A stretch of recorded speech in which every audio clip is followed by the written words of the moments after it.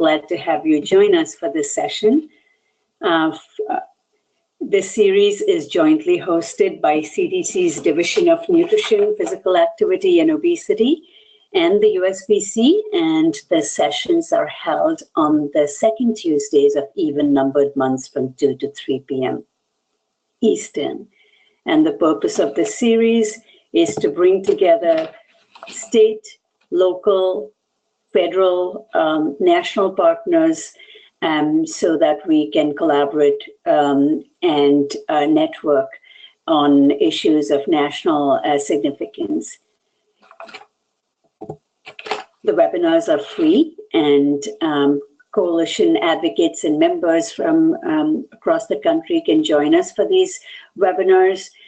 To get announcements, you can join the Coalition's Learning Connection to get these announcements, and the topic and speaker details are posted 1 to 2 weeks before each session. You can also find these on our public page. Session details, if you haven't already joined our Coalition Learning Connection, it just takes a minute to do that. You do need, you need a user account, and it takes, it's very straightforward and easy to set that up. You can go to www.usbreastfeeding.org/coalitions-connect and sign up if you haven't already. So we've also streamlined access to our webinar series. So if you're registered for one session, you're automatically registered for all of them. So you don't have to go register for each session. You'll automatically get reminders sent to you a week, a day, and an hour before the event with the link to join. And then post webinar 2, you'll get an announcement with where you can find the archived recordings. We know that not everybody can attend these webinars live. It's there in the middle of the day, so we record all of these so that you can access them at your convenience.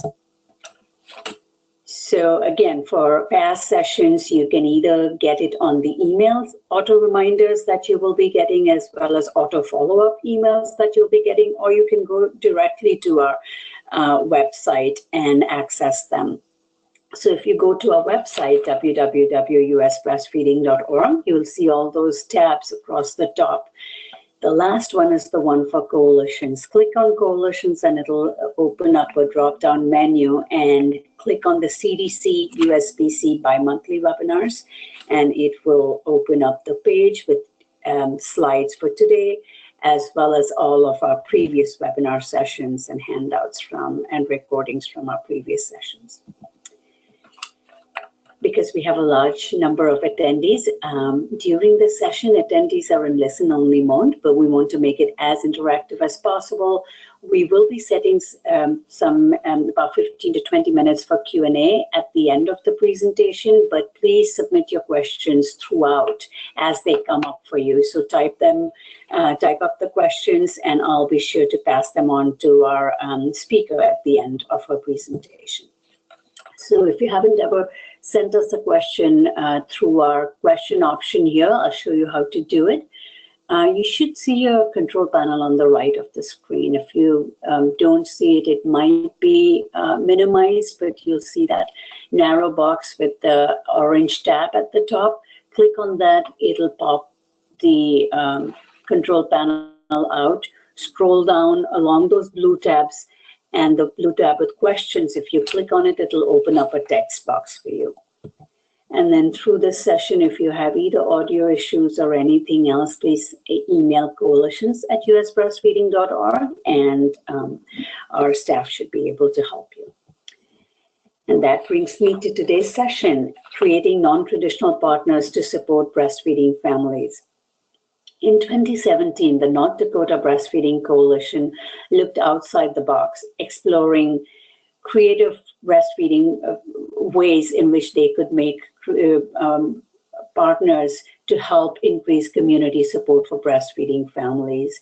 So besides the usual coalition partners that they have, they really did a deep dive into what were some of the other partners that could impact the landscape of breastfeeding in the state. And the key to the project was identifying and solidifying partnerships with stakeholders outside the usual realm. 6 communities, 5 airports, 4 zoos, and one major event center, all partnered to create breastfeeding spaces for mothers on the go. During this session, we'll discuss how this project came to fruition as the North Dakota Breastfeeding Coalition and the North Dakota Department of Health work closely together to align goals and produce outcomes. So I am delighted to introduce today's presenter. BriAnna Wanner is the Executive Director of the North Dakota Breastfeeding Coalition. She is a graduate of the University of North Dakota and has been working with the state coalition for 5 years. And here you see this lovely picture of BriAnna's family. BriAnna has been married to Kyle for 7 years and has 3 beautiful children, James, Andrew, and Felicity. BriAnna was formerly with the North Dakota Health Department. She is the alternate regional rep for the Mountain Plains region. BriAnna has served on the USBC's Conference Program Committee, guiding the design and content development for both the 2016 and the 2017 Breastfeeding Coalition's conference. She's passionate about empowering women to reach their breastfeeding goals. And in addition to the collaborative efforts that BriAnna leads as ED of the North Dakota Breastfeeding Coalition, for those of you who know BriAnna know that she's always ready to learn from and support her peers across the country in collective efforts to improve the landscape of breastfeeding support. So when you see that question going up on the CLC about some coalition needing help, you can be sure that if BriAnna has a resource, she's going to be sharing it on that. So thank you for all you do, BriAnna, for not just North Dakota, but for your peers across the country. And with that, I'm thrilled to pass it over to you, BriAnna. Thank you so much, Kinkini, and thank you for all those kind words. I do like to share everything that I have available for everybody. Let me get going. There we go.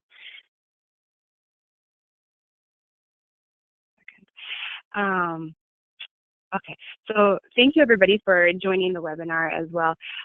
This project was a wonderful project to work on, and as you see, as I do my presentation, that things just started to fall into place, and it was all about timing and effort that we put into this. So, okay, thank you. I want to give a little bit of a background of the North Dakota Breastfeeding Coalition. We were established about 15 years ago, and from that time on, we had about 15 to 25 members in the first 12 years, active members, and we ran all of our projects, everything that we did with a $0 budget. And in May 2016, or a few years before that, we decided that we should become a nonprofit and be more active in our state. And so in May 2016, we became a nonprofit. And in those 18 months, we have grown tremendously and have done so much in the last 18 months. So we've went from 25 members to 81 paid members. And we had a $0 budget for the longest time to this past year having a $155,000 budget, thanks to a grant we received. But nonetheless, this would have never been able to happen if we weren't a nonprofit. So the prompting point for this project, as Kinkini had mentioned all the points to it, was our NDBC annual planning meeting that was about a year ago, in November a year ago. And at this meeting, we always look at our 5-year strategic plan. We look at what we've done within that 5-year plan. And we have 3 main areas, and they're clinical, workplace, and community support. And those, for this 5 years, those are the 3 areas we've been working on. Clinical and workplace support had plenty of attention, and through different like maternal and child health brands and things like that in our larger communities, we were reaching out to both the clinical and the workplace. But as far as the community support, that was lacking as of a year ago. So at this meeting, we had sat down and brainstormed some ideas. Airports happened to be on the back burner. A few years ago, we heard of this place called, or this company called Mamava, and we had kind of had that on the back burner. One of the reasons we thought that this was doable in North Dakota was because of connections we had. My husband happens to be the North Dakota Aeronautics Director, so for all 89 small and large airports in North Dakota, the director of those. So I want to give a little bit of an aviation landscape in North Dakota. Our population of just North Dakota is 5,700 or 7,500, or sorry, 758,000 people, which brings us to 47 out of 50 states. So we're like the third smallest state in the nation, but we still have over 2 million employments every year. That is actually a big deal because we have more employments than, say, the state of Kansas, who has 3 million people. It says that our people in our state travel quite a bit,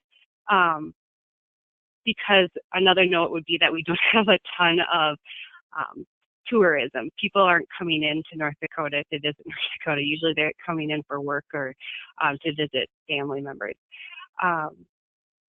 We have 6 commercial aviation airports, and that's one thing to note, because we have 5 of the airports have the Mamava suites. Our 6th airport is in Williston, and they're building a brand new airport, and they have in their blueprints, I mean, they're currently right now building it, and in the blueprint is a breastfeeding space. So we didn't get them one because they will have a very nice one in about a year. All of our airports in the last like 2 or 3 years have had major improvements or are in the process of major projects or just completed it, multi-million-dollar projects. So that's an important point, because sometimes airports have a stash of money that they could spend on something like a Mamava suite, but all of our airports had already used a lot of their money or are in debt because of these projects. So our initial overall goal was to get one airport in North Dakota to provide a breastfeeding space for mothers. I really wanted rather Fargo or Bismarck, because they're our 2 largest airports, and all of the airports are competitive. They like to compete against each other. So I thought if I got one airport, that we could use that as fuel for other airports to up their ante, if you want to say it that way. So that was our overall goal with the whole entire project, was one airport. So a year ago, we didn't have any money, and we didn't know how to approach them. So I actually asked my husband, and he said, just talk to them. But he said, make sure you know your background, know what resources are there for the airports, and say how they can make a space available. And then my husband also said that the local airports want local support.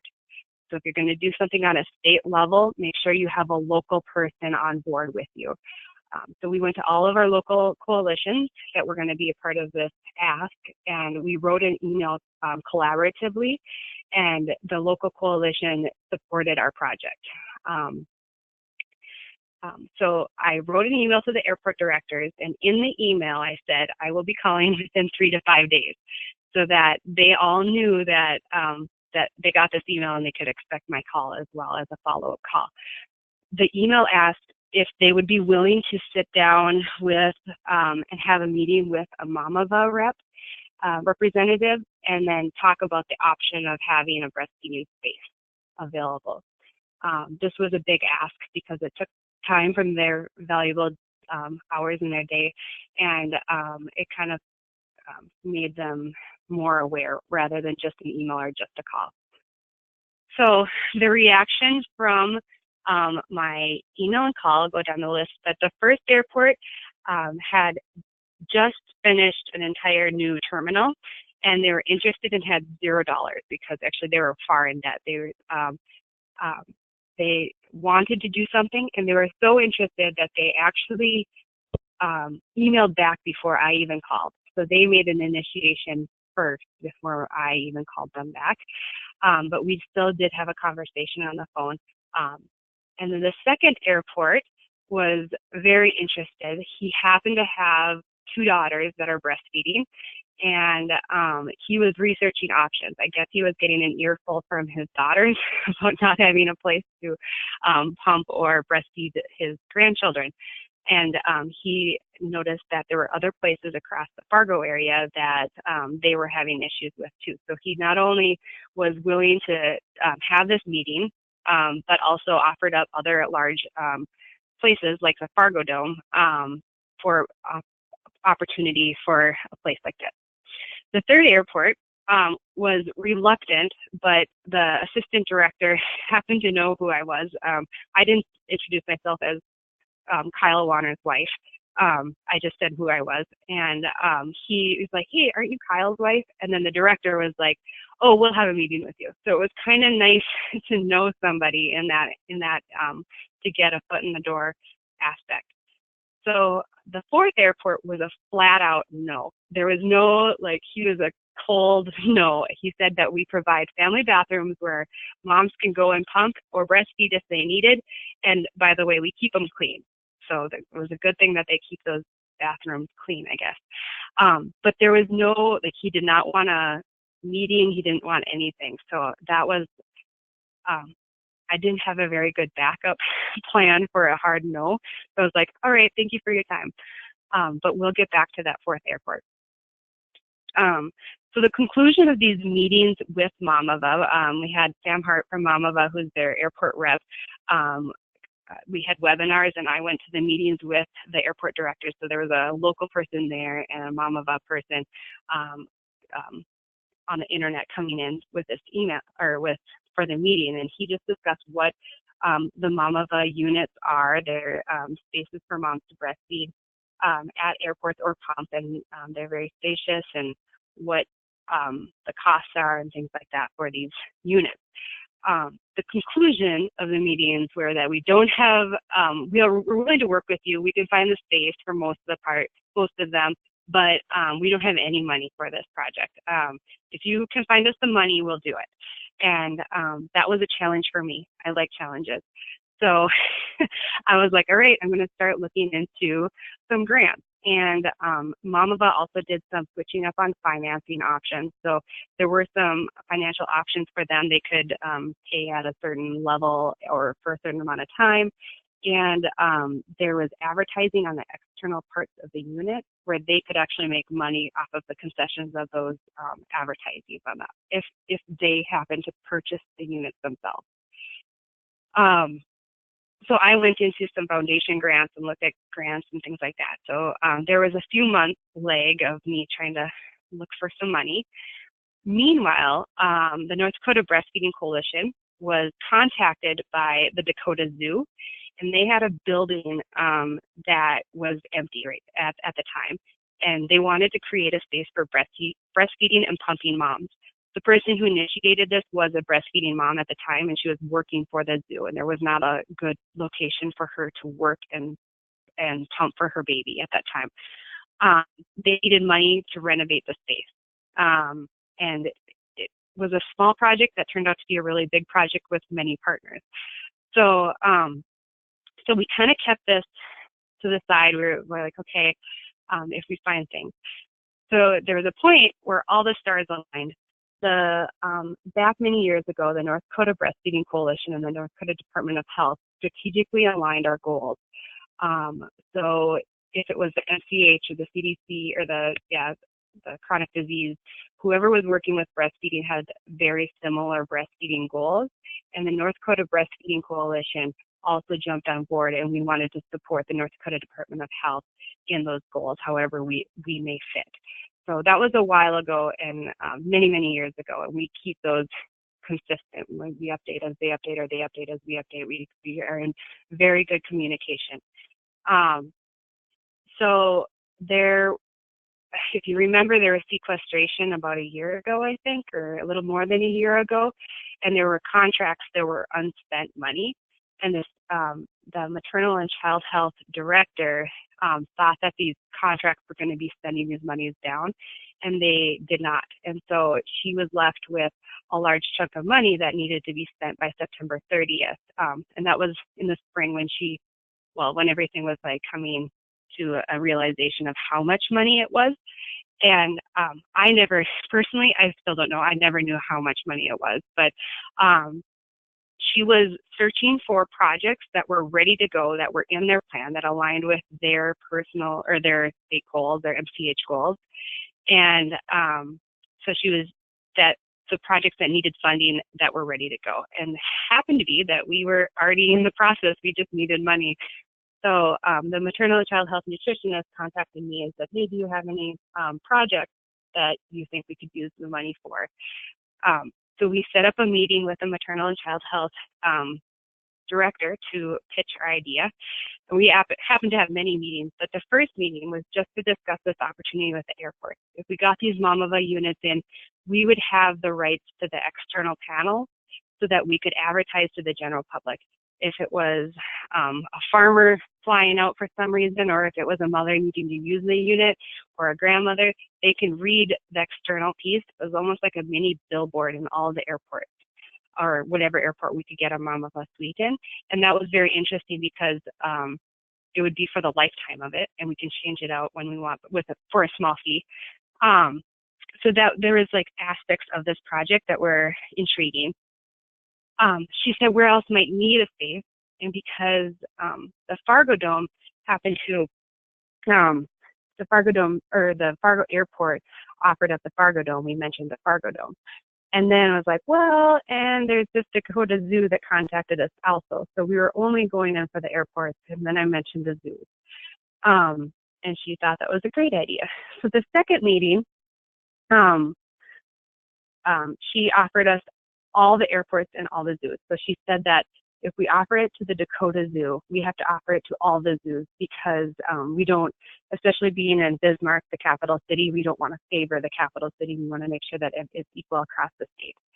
And so that brought me to calling all the zoos and calling all the airports, and the whole project being changed up because now we had funding for this project. All projects had to be completed by September 30th, 2017, and we needed MOUs to be written with all participating parties. MOUs is a memorandum of understanding. So I want to give a little background of the North Dakota zoos. We do have 4 wonderful zoos in North Dakota. All of them are accredited, and there's about 500,000 admissions every year. So about 500,000 people going through our zoos every year. All 4 of these pictures are from animals at our zoo. And the one with the giraffe, Allison Suda is one of my good friends, and she's the giraffe keeper in the Minot Zoo. So that's kind of a fun picture for me to share with you guys. We have everything from zebras to kangaroos to bears, and we have a plethora of animals. So if you ever come to North Dakota, visit one of our zoos because they're all wonderful.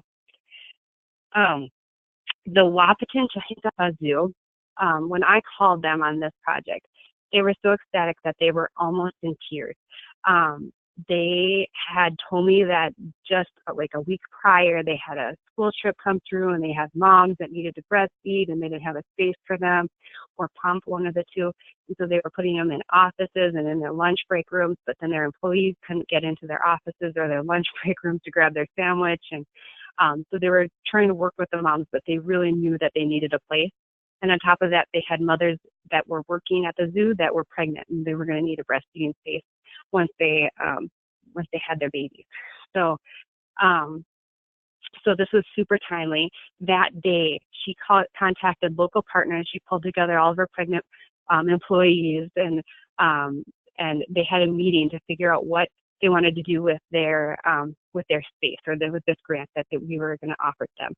And they found other organizations that were going to willing to, because we started the 5,000, they were going to put money into it and manual labor into this project to make it a bigger and better project. And what happened was that they made a whole exhibit on storks. So when moms go into this building, the backside are windows, and you can look at storks while you breastfeed or pump. So it's all stork themed inside and everything like that. So that was a really, really cool project. The Dakota Zoo, That was our first one, and they had a nursing den, and they also found many partners and got more money than what we were able to offer to them. And they have 2 nice lounge areas with sinks and electrical units, and they have a whole area for kids to play, like the toddlers to play. And sometimes that's one of the main issues, is that you can breastfeed on a bench, but your toddler is going to be running away. So it's like a safety issue for moms of young children to be breastfeeding at the zoo as well. They said at the Dakota Zoo that there was at least 12 moms who used this building or the space every day at the zoo that it was open this summer. So the memorandums of understanding were all at the airport, it was quite a project because the airports needed airport authorities' approval and also the city commission's approval. So it had to be on timing of when we got these through and approved. And each one, because they're all different, had a little bit of different editing to the MOUs, and we had to make sure that it was still in line with the rest of them to make sure that it was all fair. The zoos needed approval from the board of directors, and one of the pieces of it was that the Mama Bus spaces, because they were units purchased by federal funding, that they were the state's property. But they were at the airport. So who is liable if something happens, or who's going to fix something, things like that were all in these MOUs.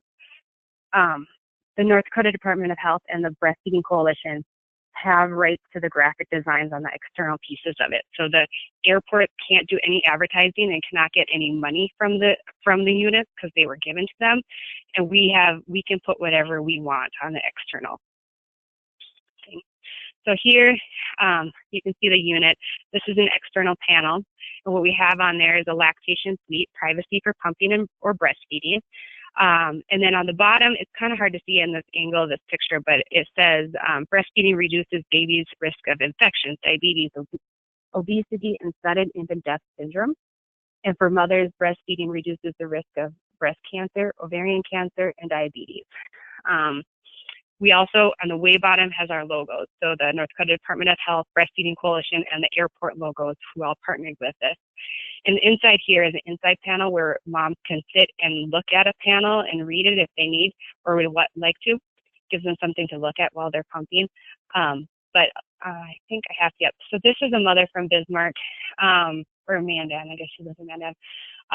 But this is what I wanted to show you is the Safe Sleep campaign that we had in the inside of it, which also highlights breastfeeding. The campaign was made by the infant mortality coin and is kind of plastered all over North Dakota, this image and messaging. So the benefits of this project and these units, besides having a mother have a safe, clean, and comfortable place for breastfeeding or pumping, is, I think, one of the major ones is the external panel and the internal panel of using that as education pieces for everybody who goes through these places. We don't need to keep it breastfeeding on the external side, that the health department decided that they would really, or they have a big push for, say, infant mortality or smoking cessation or whatever public health piece, they could switch these out. At the airports alone, over 2 million people will see these every year on an annual basis. The zoos, so internal pieces for mothers to read, we could change that out if we would like as well. The zoos have areas for brochures, so the health department gives out brochures and booklets or pamphlets, and it can be placed where the mothers will be pumping, so they'll have access to that as well. We have our logo, the North Dakota Breastfeeding logo, on every unit and at every zoo. And the benefits don't only reach out for like the direct mom or the people visiting the zoos, but it's also the employees of all 10 entities. So the difficulties of this project was that each site was a completely separate entity. Each one had, was like a new project because of the different landscape, the size of the terminal or the landscape of the zoo, communication styles of each person that I was working with, and policies and procedures with each airport authority, board of directors, things like that. So getting to know each one of these entities was interesting to do in a short period of time. So lessons learned, start early. I mean, that was a big leg up that we had, that even if you don't have the money identified, it doesn't hurt to ask, and you can start whenever, just getting pushing at that door. Press releases and timing of press releases. The state health department and the coalition wanted to get out a statewide press release, but the local airports each wanted to do their own press releases because they were excited about this project. And timing of each one got everything kind of confused in the media piece, but we still were picked up by every single news agency, I think, in North Dakota, from TV to newspapers. Handicap accessibility. This is a huge one. Two of our airports, the two of our largest airports, received an ADA unit, and the other 4 units that were purchased were standard sized units. The reason was because they were our largest airports and they had larger, they had a bigger square footage in their terminals. So you could fit a bigger unit in there more readily, I guess. And then also because there's so many more people going through those 2 airports, that they thought that maybe eventually they would be mandated. But at this point, the FAM Act that USBC has been advertising, the numbers in that act do not address our airports at all. So not every airport got an ADA unit, and we had my options guy contact us about why that is. Now, he believes that every single unit needs to be ADA, regardless of the size or anything, because we have, because we're offering it to general public, we need to offer it to all general public. So it needs to be for handicap accessible as well. He didn't stop at just telling me that. He went to the airports, and then he went to the state, and then the state went to the region, and the region went up to headquarters, like I think HRSA, on this, and they currently have a committee discussing if, because federal funds were used, if all units had to be ADA accessible. So this is something we're currently on. I encourage you, if you're doing any breastfeeding spaces project, try your hardest to get ADA because it might cause a lot less headache in the long run. So words from wisdom, if anybody recognizes this space, it's our Senator Heidi Heitkamp.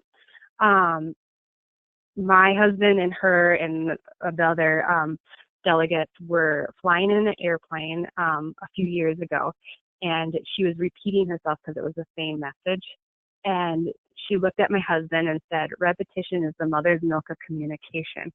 And she did not know that I was one of the experts of breastfeeding in the state of North Dakota, or there'd be any reference to mother's milk. But it's a quote that came to mind, I guess, because I had to repeat myself over and over and over again. And I said the same things over and over. And it was a good thing because I wanted to make sure that everybody was understanding the timeline and what needed to happen and expectations. But it was good to know that repetition is the mother's milk of communication.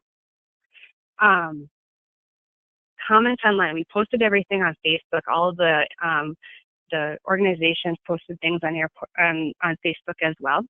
And we had positive and negative comments alike. I would say that all the negative comments were backed up by many positive comments, saying, like, explaining why. And I didn't have to do any of that, which was nice. So positive comments, yay, no more toilet pumping. If anybody knows of the Bison, the North Dakota State University NDSU Bison games, there are many women that toilet pump because they don't want to miss the game. They just go to the toilet and pump real quick. So that was kind of an interesting comment. These are great for moms who are pumping and are going to be away from their little ones for long enough that they'll need to pump. This is really helpful to breastfeed for 2 breastfeeding mamas who now don't have to worry so much about this kind of stuff. Thanks. So those kind of comments were really nice to be like, okay, our hard work on this project was well worth it. And then you got the negative ones like, oh great, now you're going to be shoving mothers into claustrophobic rooms, and why can't you just feed the babies in public? So then they were always followed up that sometimes that's just not possible. We always welcome feeding babies in public if that's a possibility and you want to, but it's never pushed on moms. This is just a new option. And then the waste of money comments. But my next slide has the breakdown of costs and reach breakout. So our entire project was $153,000. We had 10 total projects, and out of all those, we have 3 million people annually going through the door of seeing these places. So if you divide that, that's about 5 cents a person per year. And these projects have longevity to them. They're not just a 1-year project, or at this time we can help this many people. It's like 15, 20 years, maybe even longer. So we know that the cost of this project was actually very low in comparison to many other projects and the reach for it. And they're basically maintenance on our end. It's the North Dakota Department of Health and the Breastfeeding Coalition. We don't have to put any more money into these unless we want to change out, like, say, the side panels of the Mama units. So this is my picture of collaboration. From the far left, we have the assistant airport director. He just had a baby, his second baby, and he was one of my helpers in convincing us to get a unit, because I kind of just said, your wife would appreciate one of these, wouldn't she? And he just was like, yeah, it's true. And then to the left, we have Katie Johnke, and she's our local public health nutritionist, and she was our local nutritionists at public health and at our coalition levels were very helpful as well as getting the word out. Then we have our state WIC breastfeeding coordinator, Kim Hinnenkamp, and we have our state MCH nutritionist, Michaela Schlosser, and our state MCH director, Kim Mertz, and then that's myself. And then we have 2 of our local breastfeeding advocates. They're also doulas and CLCs. They're very well into the breastfeeding world. It's Katie and Cindy. And then finally, we have Colleen Pierce, who is our state WIC director. But it's just kind of a picture from the state to local to the organization themselves, like the airport, that were a part of this. We did ribbon cuttings for each one of the units, which was a fun process as well. So I just want to say thank you to the health department so much, maternal and child health program, who allowed this whole project to happen more smoothly than it probably would have if I had to find a different grant. The coalition, the North Dakota Breastfeeding Coalition, and all the local coalitions who are involved, and then all 10 of the directors at each participating entity. So with that, I am complete and I'm open for questions. Thank you so much, BriAnna. What a terrific session. And it really lifts up how, one has to be constantly connecting with people, finding ways in which to find common ground, because like you said, it just needed folks to that, because it resonated. This was an issue that resonated with so many key influencers that there could be momentum for it as well. So wonderful. We have some questions. Folks, please keep your questions coming. One was that, can you describe a little bit about the inside of the space? Because some have not seen it or experienced what the dimensions are and what it looks like.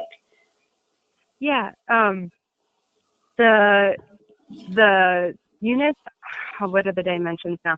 So like they're about 7 feet by probably the standard are about 4 feet wide, maybe 5 feet wide, and the ADA units are probably like 5 feet wide by like 9 feet long.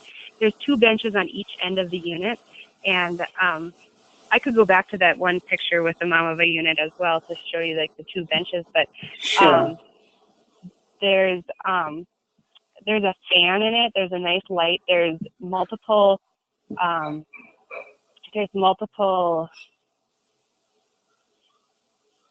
plugins for your phone and for your if you're going to charge or for your pump, things like that. There's a nice little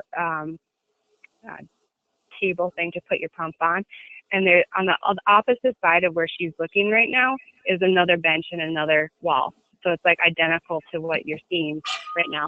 There's enough space for your luggage to put in your luggage in there as well. And it's really meant for one mom to be using, but if two moms are together, they could probably use it. There's a keypad on the outside that there's a code that rather the airport can keep the code that's standard, or they can change it up. The standard code is 8008, which we all know spells boob. So it's kind of a funny one there. And then there's a bolt lock, so nobody can like walk in on a mom at all. The lighting is really nice, and there's a waffle fan ceiling, so it does not get stuffy in there at all. Excellent, thank you. And how, in terms of setting up, as you worked with the different stakeholders, they were able to each one kind of like, how was the working relationship between the Mamava and each of these projects? Because I'm sure that there was some customization needed for each site about how to set it up, what kind of, so how was that process? Do you mean like physically setting up the units? Yes, in terms of like, yes, in setting up the units. It comes in a couple of freights, and when it comes in, a few men or people need to help out with this project, but there is step-by-step instructions on it. And I didn't hear any complaints or any confusion by any of the airports or anybody setting them up. I did actually hear that they thought it was going to take a couple of days, and it took only a couple hours. So it wasn't that hard to put together. These side panels just slide out to the top. And so you can put a whole new side panel in, and it's on both sides. This was a whole different project that Mamava had worked on, because we were the funding entities. We were writing the check, but we were also working with 6 different entities and trying to figure out where and logistics of it. Like, for example, having a liability. So we were signing off on a liability, but all of the airports had to hold that liability, which they have. I mean, that's a general thing that airports have. Right. And then coordinating like deliveries for each one of them. It was an interesting process. Thank you. And then a question that we have is, and people in the before these breastfeeding designated spaces came up, were there signs, breastfeeding friendly signs in any of the airports in North Dakota? Did they say breastfeeding, promote like breastfeeding is welcome here, or was that anywhere on the radar for them, or public breastfeeding, the law? Nope, not in the airports. There were no signs that were breastfeeding friendly. If a mother needed to pump or breastfeed and they needed a space, they were always guided to what they call a family restroom in all of the airports. Okay. So, and do you think the national attention, of the FAM Act could have had, propose some energy around the support as well, timing wise, as you were doing? Like, was there any synergy between that timing, do you think? Possibly. There was, at the time that we were getting the units, that was just like hit like national news, I think. And so I do think that, especially at the Fargo airport, he was well aware of that. The other airports, I'm not sure if they were as aware. And that was definitely a factor for them. Okay. And then, since now that with the airport authorities as well as their local leadership looking at lactation accommodation as that. So do you see, is this something that there was so much press that this got, I know for those of us monitoring from the national setup too, there was a lot of positive press that North Dakota got for getting all of their airports and zoos done. So having it and not have incrementally, but have it done all at once really seemed to have made a big impact for the state as well. What were some challenges building support with stakeholders specifically because for the coalition in terms of like such a large geography of the state that you had? It was a lot of communication. It was making sure that everybody was understanding everything. And this picture is actually in Grand Forks, and this was the airport that initially said no. They had I forgot to mention this, but they had the family bathrooms that were available.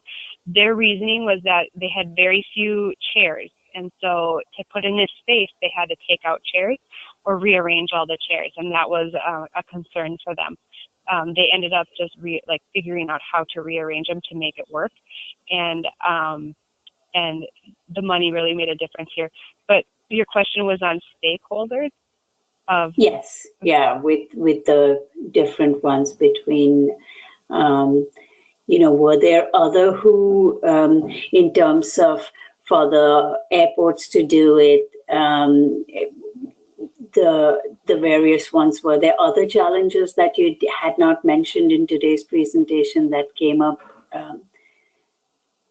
I think one of the things that we really utilized was the fact that there were other airports already on board.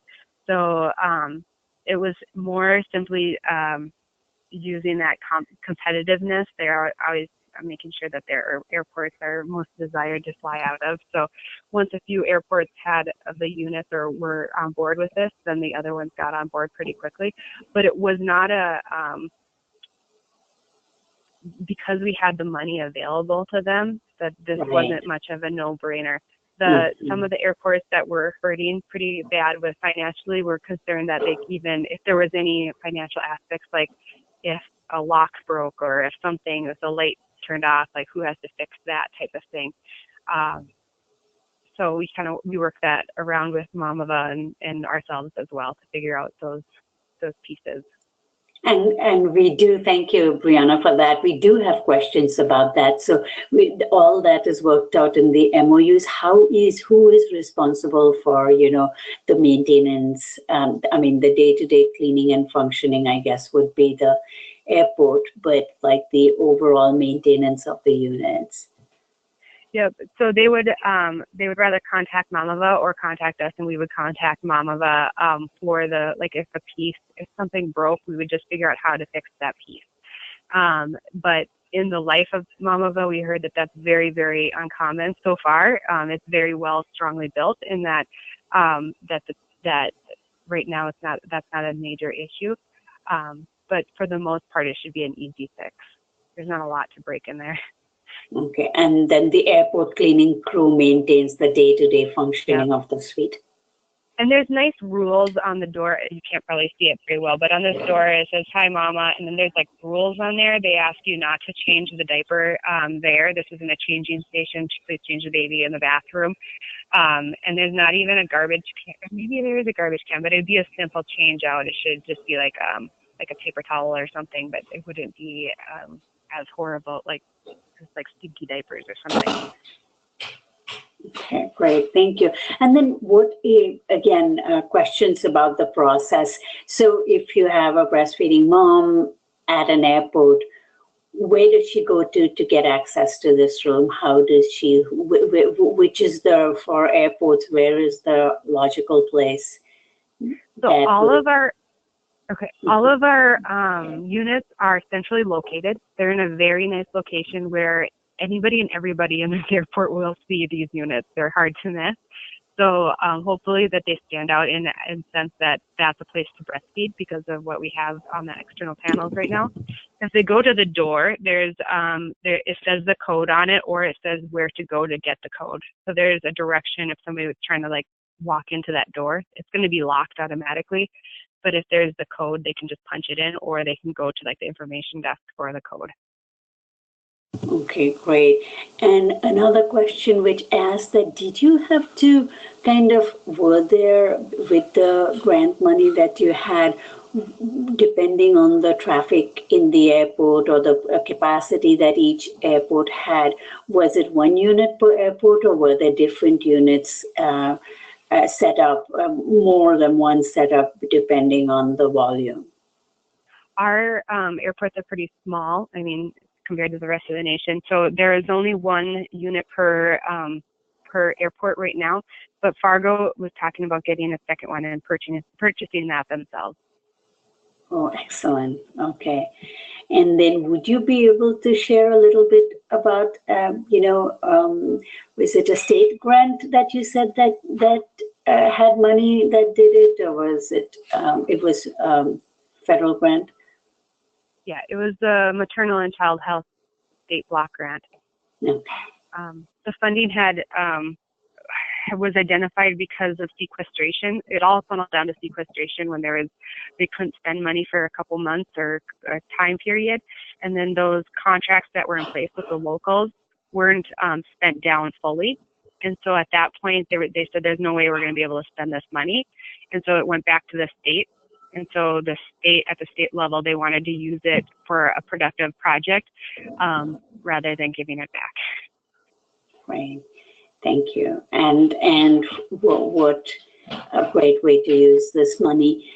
One other question we do, how did, hold on just a second, I'm trying to cluster these questions together. There are some asking you, okay, let's switch. We have two questions asking a little bit about some of the other work that North Dakota Breastfeeding Coalition does. And then the question before that, if you can answer this first, but this relates, is that if there are other states wanting to explore this with their airports, would you be willing to share some of your email templates or the MOU samples and things so that they could get ahead and get some help with that? Could they contact you about that? Absolutely. Yeah. Okay, so we'll be sure to share BriAnna's email with you. You can go to the user group, actually. If you're logged in, go to the search box by user and type in BriAnna's name, and the contact information should come in. Thank you. Ujja, could you tell us a little bit about the clinical and the workplace, other workplace projects that you have in your state? Yeah, so Michaela Schlosser is our maternal and child health nutritionist, and we together have partnered up, and we went across all the state to all the state hospitals and had stakeholder meetings this past year. And we've also provided breastfeeding skills trainings. We took it from Texas a few years ago, made it to help we switched it up just a little bit to gear it more towards North Dakota. And we brought it to every major community in our state, educating professionals who are working with breastfeeding mothers and babies, and it's really geared towards the hospital clinical support in that piece. So that's one of the major projects we're doing at the clinical level. We're now hopefully using our clinical meetings that we had with all of our hospitals to even improve more relationship with the health department, the coalition, and at the clinical level to have almost like a synergistic effect across the state of North Dakota. At the workplace level, we had contracts at 3 of our major cities, and there's people in each one of those cities who are working with businesses to become infant-friendly, so becoming an infant-friendly designation. There's also been mini grants to workplaces across North Dakota to like purchase chairs or locks on their doors, things like that to improve their rooms, and provide policies within their businesses for breastfeeding moms. I know we have well over 100 businesses, probably within, I don't know, we have, Michaela would know that one, but we have a lot of businesses that are jumping on board every single day, seems like, on this. And then we allow advertising and things like that on our website for those businesses. So I feel like we are doing pretty well in those areas. And we will continue to work at those areas. We're not giving up on anything like that. Wonderful. And like you said, the evolution of this project, starting from maybe just starting one to then moving to the others, and then even having in the zoos be having that equity focus and saying, if we do it to the Bismarck Zoo, we need to do it for all zoos, and having so many of the internal stakeholders involved in the planning, the stork creative campaign and the display and all of that. So everything, it was just the right timing and the right need, meeting a need that was felt in these spaces. But I guess they didn't know what to do, and you were able to come in at the right time. I'm going to see if I can unmute Cheryl's line. Cheryl, are you on? Were there anything you wanted to add, Cheryl, to that about like any work that is happening with airports, especially TSA, anything? Hey everybody, this is Cheryl. I would say workplace stuff, there is a lot of energy and momentum happening all over the place. One of the really cool projects that I actually got to work with BriAnna on was developing a guide to the rights of breastfeeding employees for North Dakota, and they were one of the very first states to finalize their guide. So that was very exciting, and I'll put the link into the question box, Kinkini, and maybe you guys can pass that on. So this is really meant to outline how do the federal and state laws come together? What does this really mean for breastfeeding employees and for their employers? It's really cool to see all this exciting stuff happen in addition. And I feel like there's not any major updates around TSA, except that you might have noticed in the, I can't remember if it was last week or the week prior, they did do a blurb in the USBC's Weekly Wednesday Wire that was focused on specifically letting folks know about the special procedures as you're going through security screenings at the airport for breast milk, infant formula, and juice, and letting people know about their TSA Cares hotline, where you can call and get additional support, and they even have like cards so that you can pass it to the agent and just let them know without having a big exchange of words, like, I have this appointment with me, I'm going to need a little bit of support to get through. Great, thank you. And Cheryl Lebedovich is our workplace whiz. She knows every law that there is to know and much, much more, and is involved in that, is the steward for that. So thank you for that, Cheryl.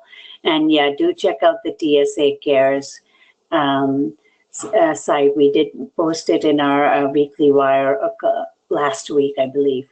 So thank you again, BriAnna. We are right on time. And thanks to everybody who's been here. This is just such an example of what the heft of a state coalition is, with making those right connections and keeping those relationships going and looking at this is truly a picture of collaboration. So BriAnna, thank you again for this, and thanks to everybody else here who's on this call. I do have actually a couple of very quick announcements that I completely forgot about. So let me just make myself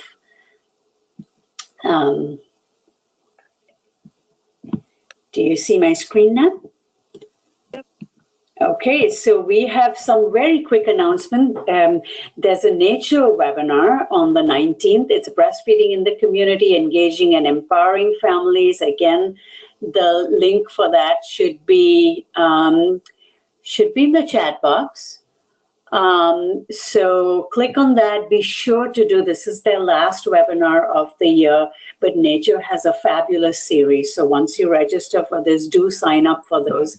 And I'm sharing, CDC has a breastfeeding peer networking webinar. This is mostly for the grantees, but I'm hoping that this would be, since most of you on this call are state coalition and state health department and grantees, so you might be. So that's partnering for community transformation. Again, this is DC talking about creating a breastfeeding friendly. So our announcements are really lifting up our partners and hoping. Do know that we do the coalition spotlight, and please, we'd love to feature state, local coalitions in our USBC coalition spotlight. You don't have to write the piece yourself. Call us, we'll interview you, we'll write it up. So we hope and that we can lift up many other stories of the amazing work that's happening across the country. So thanks for all you do. Stay in touch with us. And until next time, happy holidays. And we'll see you in the new year. Thank you.